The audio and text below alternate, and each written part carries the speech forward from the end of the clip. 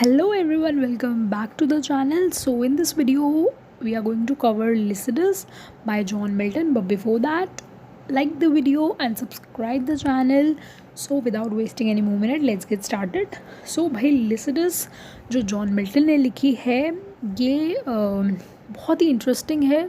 हाँ, थोड़ी लेंदी है, but let's see before starting it हम थोड़ा सा इसका बैकग्राउंड देख लेते हैं. ये लिखी गई है एडवर्ड किंग के लिए. ठीक है, एडवर्ड किंग के लिए लिखी है ये. लिसिडस, ये जो वर्ड है ये कैरेक्टर का नेम है जो आगे आने वाला है, जो यहाँ पे एडवर्ड खुद है. लिसिडस इज़ हुम, Edward is Lycidas. So John के दोस्त थे ये. 1637 में इनकी डेथ हो गई थी. ये कैम्ब्रिज के स्टूडेंट थे. ये जहाज़ से अपनी फैमिली के साथ आयरलैंड जा रहे थे. जहाज़ डूबने से इनकी जो है डेथ हो गई थी जब ये 25 साल के थे. सो इतनी छोटी एज में जो है इनकी डेथ हो गई थी. सो उस चीज़ की याद में उन्होंने ये लिखा है. सो यहाँ स्पीकर की बात होती है. फर्स्ट स्टैंजा से स्टार्ट करते हैं. जॉन यहाँ फूल पत्तियों से बातें कर रहे हैं.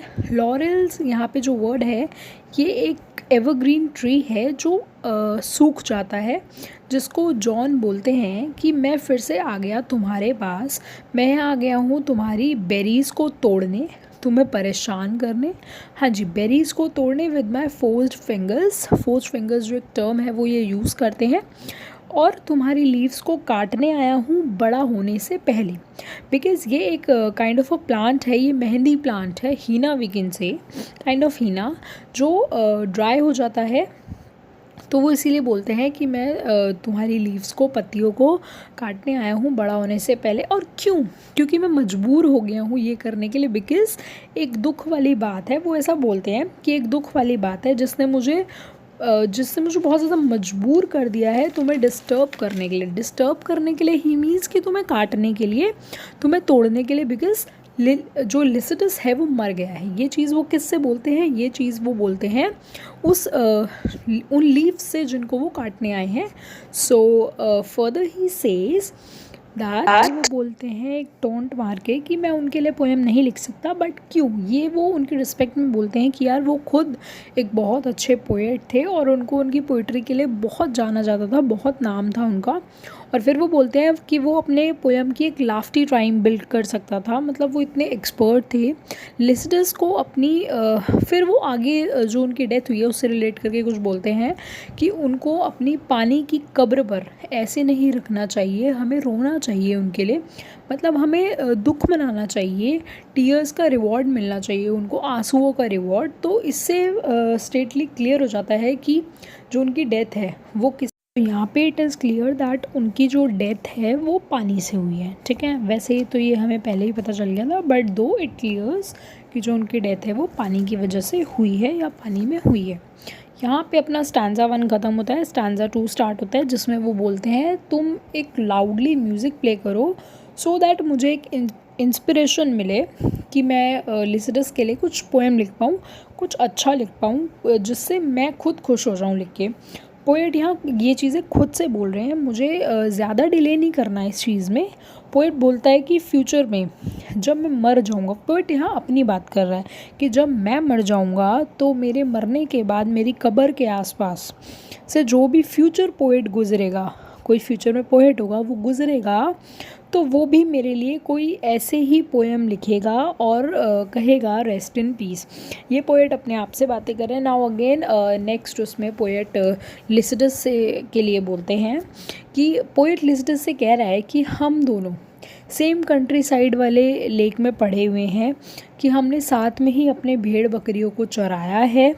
ठीक है, झरने के पास हो गया, शेड में हो गया या रिल पे हो गया. रिल यहाँ पे एक छोटी नदी को बोला जाता है बेसिकली. और वो कहते हैं कि हम दोनों हाई लोव्स में पहुँच जाते थे.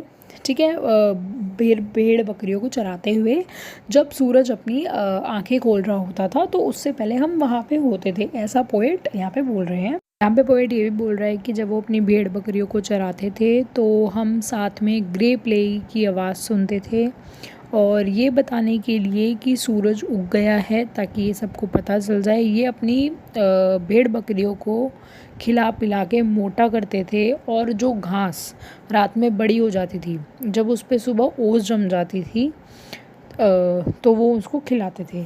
उसके बाद पोएट बोल रहा है कि कभी कभी तो ऐसा होता था कि तारे भी निकल जाते थे, मतलब तारे भी ढल जाते थे, मतलब दिन हो जाता था, पूरी पूरी रात उनको वहीं पे भेड़ बकरियों को चराते हुए हो जाती थी, मतलब पूरी रात वो लोग वहाँ रुकते थे। अब लिसिडस भी सॉन्ग गाना शुरू कर देता था और फ्लूट बजाना शुरू कर देता था। कब? जब वो था, उस टाइम की बात हो रही है। उसके इस ट्यून पे जो अपने स्टार्स थे वो सब डांस करते थे, और फॉन्स भी क्लोव एंड हील के साथ बहुत ज़्यादा उसके सॉन्ग को एज़ वेल एज़ उसकी फ्लूट को बहुत ज़्यादा इन्जॉय करते थे। वो इतना खुश कर देने वाला सॉन्ग बजाता था कि ओल्ड डेमिडियस भी गाना सुनना पसंद करते थे। अब इन चीज़ों के बाद ना पोइट थोड़ा नेगेटिव हो जाता है। वो बोलता है कि अब सब चेंज हो गया है, अब तुम चले गए हो, अब तुम कभी वापस नहीं आओगे। ओ शेफर्ड, शेफर्ड वो किसको बोलता है? लिसिडस को बोलता है कि तुम इन जंगलों को, इन रूट्स को, डेजर्ट को, ठीक है, इन केव्स को या जंगलों को, फूलों को, जंगली फूल जो होते हैं सबको इफ़ेक्ट करके गए हो, सबको बहुत ज़्यादा इफ़ेक्ट पड़ा है तुम्हारे जाने से। यहाँ पे सब रो रहे हैं, सबको तुम्हारी याद आ रही है, पूरा नेचर तुम्हारे लिए रो रहा है। तुम इतना खुश रखते थे इस नेचर को, और आज ये नेचर बहुत परेशान है तुम्हारे जाने से। जब तुम पोएम गाते थे तो ये सब अब खुश होके अपने पत्तों को लहराते थे, बहुत ज़्यादा खुश होते थे। यहाँ पे पोएट ये बताना हमें चाह रहा है कि बहुत ज़्यादा खुश होते थे। बोलता है कि जब तुम पोएम गाते थे और ये सब पत्तों को खुशी से हिलाते थे, मतलब बहुत ज़्यादा खुश होते थे, एज इफ जैसे एक कैंकर की बीमारी होती है जो गुलाब को लग जाती है तो वो मर जाता है। तो इसी प्रकार जो है पोएट बोलता है। फिर एक ना कीड़ा होता है जो छोटे भेड़ों को मार देता है, तो इसी प्रकार कुछ इसी तरह से लिसिडस की डेथ हुई है। वो बेसिकली रिलेट करता है इन चीज़ों से कि, और उसके बाद वो परियों से पूछ रहा है कि तुम कहाँ थी जब तुम्हारा लव लिसिडस इन दर्दनाक पानी की गहराइयों में डूब कर मर गया, तुम कहाँ थी। वो एक तरह से शिकायत कर रहा है उन परियों से कि तुम तो पूरे टाइम यहाँ घूमती रहती हो, खेलती रहती हो, नाचती रहती हो, फिर उस टाइम तुम कहाँ चली गई थी जिस टाइम तुम्हारा लिसिडस मर रहा था, तब कहाँ थी। वो बार बार उनसे क्वेश्चनिंग करता है कि उस टाइम तुम, उसको एक्चुअल में बहुत ज़्यादा दुख हो रहा होता है लिसिडस के जाने का, इसलिए वो परियों से बार बार सेम क्वेश्चन पुटअप करता है कि जो तुम्हारे ओल्ड बार्ड्स थे वो भी कहाँ थे। यहाँ पोएट फिर से उन निम्स को बोल रहा है कि तुम शैगी टॉप पे भी नहीं थे, तो मोना फिर भी तुम लोग कहाँ थे, मतलब जिस टाइम वो ये सब चीज़ें हुई थी। यहाँ पे देवा एक रिवर को कहा गया है जहाँ उसका जादुई पानी बहता है, ठीक है, वहाँ भी नहीं थे तुम, कहीं पे भी नहीं थे, तो फिर तुम कहाँ थे। फिर पोएट बोलता है कि मैं तो सपने देख रहा था, मतलब वो इस चीज़ को इस तरह से बताता है कि मैं सपने देख रहा था, और जो भी ये सब है, हम जिस प्रकार की ज़िंदगी जी रहे हैं, कि तुम अगर यहाँ होते तो तुम कर भी क्या लेते। मतलब वो यही कहना चाह रहा है कि अगर तुम होते भी तो तुम मुझे नहीं बचा सकते। उसका जो लिखा था वही होना है। अलास वो बोलता है क्या फ़ायदा ये शेफर्ड वाली ज़िंदगी जीने का, ये शेफर्ड वाली लाइफ जीने का, जब तुम थैंकलेस म्यूज़ से वो कुछ एक्सपेक्ट करने का, जब तुम कुछ कर ही नहीं सकते। इससे बेहतर है कि हम दूसरों की तरह एक नॉर्मल लाइफ जिएं, एक नीरा के बालों से खिलें, इससे बेटर है। फेमस होने देखो आगे वो बोलता है कि फेमस होने से प्रेरणा नहीं मिलती, फेम एक नोबल माइंड को स्पिरिट बनाता है, ठीक है। वो हम लोग फेम में इतना फंस जाते हैं कि अपनी लाइफ का मज़ा भी नहीं ले पाते।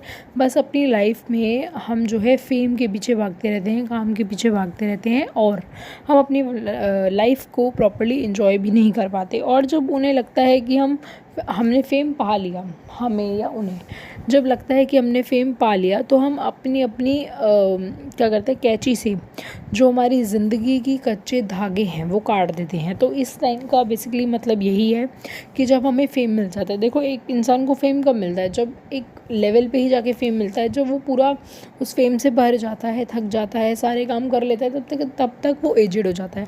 उसके बाद वो क्या करता है, मर जाता है, उसकी डेथ हो जाती है। तो इसी प्रकार बताया गया है कि वो अपने कच्चे धागे जो ज़िंदगी के हैं उनको काट देता है। पोइट बोल रहा होता है अचानक से क्या होता है, ब्लाइंड प्यूरी सब डिस्ट्रॉय कर देती है कि तुम्हारा कर्म ख़त्म नहीं होता।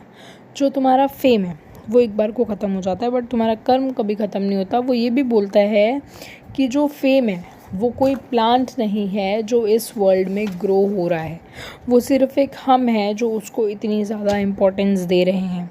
और वो ये भी बोलता है कि फेम ये नहीं जो तुम सोच रहे हो, तुम्हारे जो कर्म है वो तुम्हें जज करते हैं।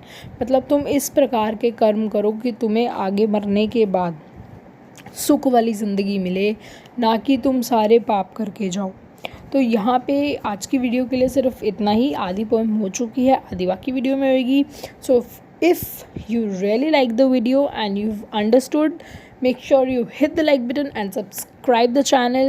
Don't forget for the part 2 of Lycidas by John Milton.